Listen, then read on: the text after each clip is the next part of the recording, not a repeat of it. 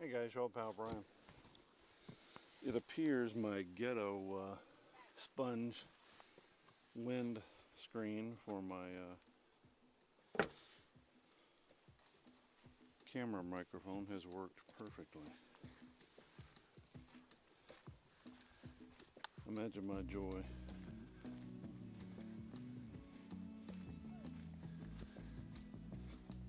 Regretfully, my neighbor's leaving today because you never know what you're going to get neighbor-wise. He's super nice. It's Eric, and there's an H in there. He was born in the Netherlands. He's a military brat. He also served in the Air Force. His wife, the Army. Super nice folks. Anyhow, we're going to go to the Redwoods State National Forest is huge, and we're going to a place called Crescent City today. And I'm jazzed about that. Just jazzed in general. We're in spring-like weather, and what's nice about this, and I don't think Northerners completely understand this. Florida's beautiful, but for 8 months, you don't want to be outside after about 10 a.m. And you may think this is hyperbole, but it's not. It's so miserably hot and dank and sweaty that if you don't get everything done by noon, you're just going to cook. And it's an amazing pressure. It's probably a similar pressure to being in heavy winter. But your winters don't last for 8 months. And I know you don't have to shovel sunshine, but Christ almighty, it's just that the heat is, just as they say, oppressive. Welcome to OpenTX. No wind today. Switch warning. Throttle hold. Flaps at low rates. Stabilization on. We have robins here. That was interesting. So we went out yesterday and did the local redwoods hike, and we found the forest to be exquisite. And the other thing we found is there's very few birds. And it occurred to me that I think I know why. Throttle active.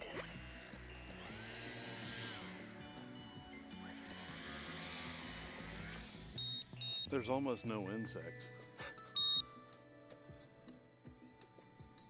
I mean, none. Birds gotta eat. And Stabilization off. yeah. Oh, and Tony and I were talking. I don't know if he gets to see all my videos or not. I don't think he does. But yeah, I wish I had nothing but stabilized receivers on all my rigs, because stabilization buys you airtime.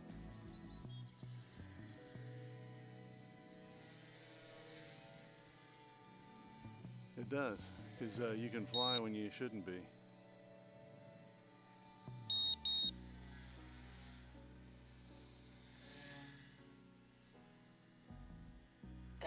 Minutes. So yesterday I shouldn't have been flying. It was blowing, I don't know, 10, 12 miles an hour. And next thing you know, you can just fly like a maniac. And you can adjust your gyro. In this case, there's no gyro because it's dead calm. And I have a 500 gram, 600 gram airplane. And it don't like wind. So yesterday I flew at the beach and got some really nice video of the seals. I'm very cognizant of not harassing them, so I stayed above them, which made Oz, of course, want to go lower. But you know, God bless him, but couth is not his big strong suit. 4 minutes.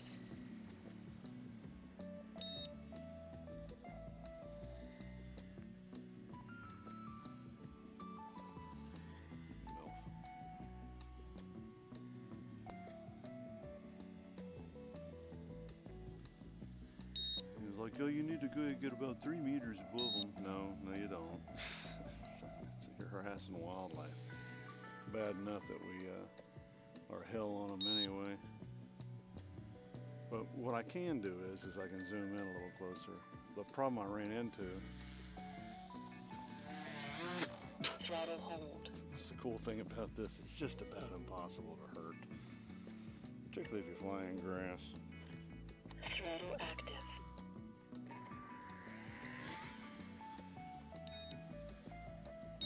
So, yeah. I don't want to harass the wildlife if I don't have to. So, after all, I was a wildlife officer. 3 minutes. Hey, shout out to Stephen, who's wonderfully foolish enough to listen to my piffle, balderdash, poppycock, and associated nonsense aplenty. That's really kind of you to send me a charger. I look forward to using it in good health.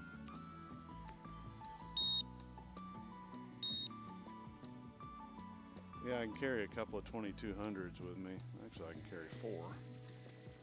And that'll allow me to charge up my batteries in the field when I'm on foot. You know, I've got an AC/DC charger, and it works great when you got the truck around. However,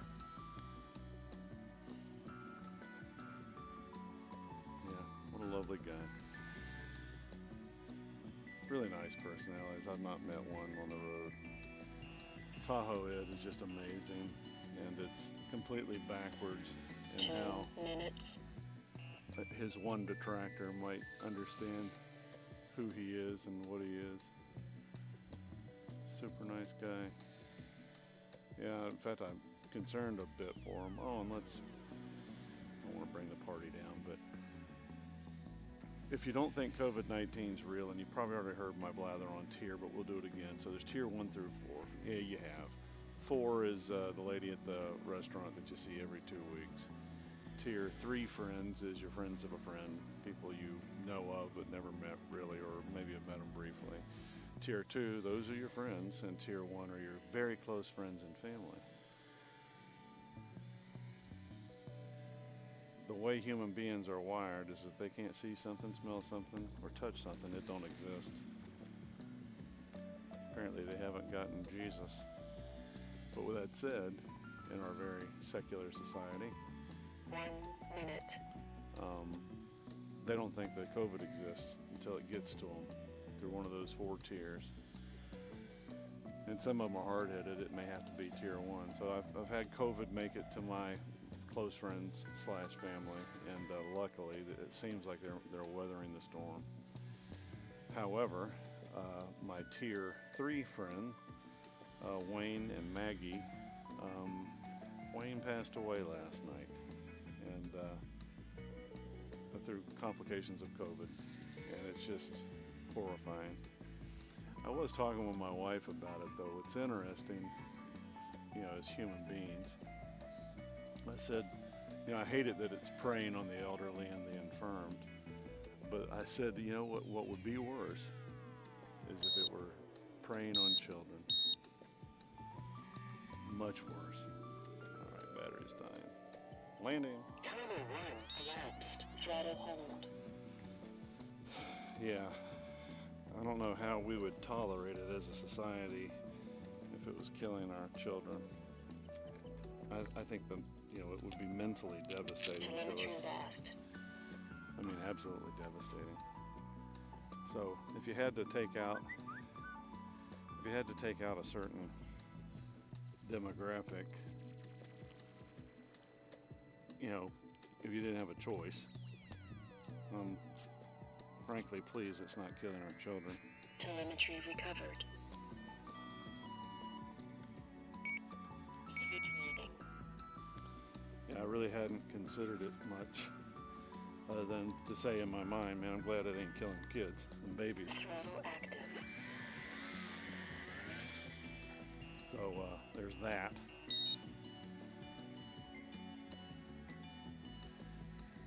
What you're seeing in the distance fog-wise is a marine layer, and that has to do with the ocean being cooler or warmer than the surrounding air. Also, that spit of land that we've been seeing as we come out of up the coast and around estuaries, that has to do with how much water melts off in the mountains and comes down in the form of snow or water every spring, and it changes the mouth of the river, its course, at a yearly basis. Ain't that something? I had no idea. They do get some change in how much sand is deposited every 10 or so years at the mouth of the river and the coastline. You know, because I asked them, I said, you know, Florida, that's kind of how our stuff is formed, is through storms. And they go, yeah, we just don't have them as frequently. That was interesting. A lovely couple, Aki, A-K-I-M, I think Mishi, American Japanese citizens. They gotta be in their 70s. They come up here for 8 and 9 months out of the year. They live in the Bay Area normally, but they want to get away from the hustle and bustle. They're both fishermen. Talked to them for hours yesterday. Fellow campers elsewhere, not here, but elsewhere.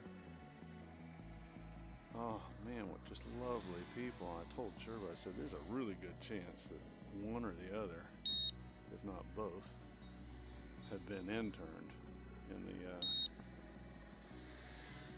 4 minutes. during World War II. They could have been as children. They're interesting to listen to them talk. They're talking about the local Indians and how they have almost an alacrity, you know, having been robbed of their land, and they really aren't mad about it. And I thought that was their observations were interesting. I'm with them. You know, I'd get attorneys and sue. I would. You know, it may take a lifetime of suing, but you know, Indians, with all due respect to BLM, the Indians got a raw deal.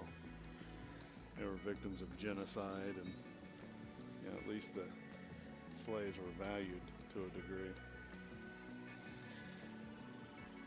You know, the indigenous Indians here in the U.S., they were horrible victims of genocide and lying and stealing from our federal government to the point of derision.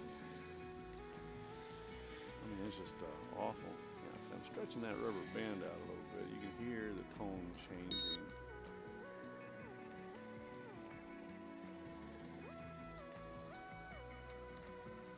Well, I'm generally 1 or 2 days behind uploading videos, so you'll see this one in a couple of days. I finally broke down. I've been testing a program, and it's actually been working pretty good, called EDGE32, and it's so good that I went ahead and bought it for $13. That's huge for me because I'm a tight old bastard. It's a video editor, and I first tested it out, and I was shocked at how fast it edited my videos. Wow, it's got way more processing power than does my aged Toshiba PC. The other thing is that it's on me all the time, and many times at camp there's little or no bandwidth. So when I'm moving around, it'll automatically upload my stuff to YouTube. Now that's not a component of the application, that's just how it works, moving around on the phone and uploading. But it's a lightning fast processor, and I can add music to it, and I can reduce the sound or the gain on the music, and really just do everything that my regular processor does, video processor on my PC, but it's faster and it's already on my phone. Here's another cool thing. Videos that are uploaded, or that is taken on my Mavic, with some exceptions, are cached to my phone, and it's a fairly high resolution video. So I already have the video right there and I don't have to transfer it. 1 minute. I do have a tool that allows me to move things from a chip, an SD card, to the phone, which is pretty damn cool. So I can, if I've taken a video, for instance, on this camera, I can just literally just transfer it to the phone like you would on a regular PC. So I have a full-featured video editor on my phone, and that's pretty damn cool. All right, well, thanks for hanging out with me for about 12 or so minutes. And yeah, life is good, at least it is. It's just lovely. And a shout out to all you yo-yos that are foolish enough to listen to me. What I got to say. Timer 1 elapsed. I almost hate the land. See ya. See if I can get it good.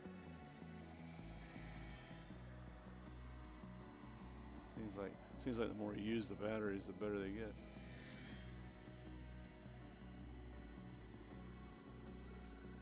Edge. Alright, we'll land. See you guys. Throttle hold.